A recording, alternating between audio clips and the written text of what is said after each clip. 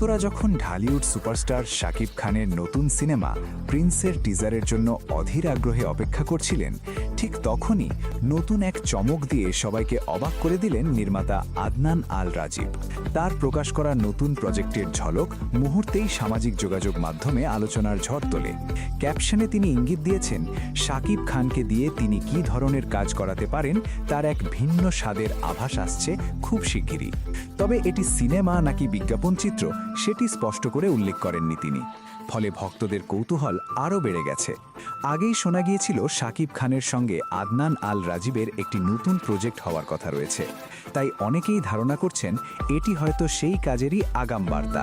তবে পুরো বিষয়টি পরিষ্কার হবে প্রিন্সের শুটিং শেষ হওয়ার পরই। বর্তমানে শাকিব খান প্রিন্সের শুটিং নিয়ে ভীষণ ব্যস্ত সময় পার করছেন। তাই কেউ কেউ মনে করছেন প্রকাশিত ভিডিওটির কিছু অংশ হয়তো এআই প্রযুক্তি ব্যবহার করে তৈরি করা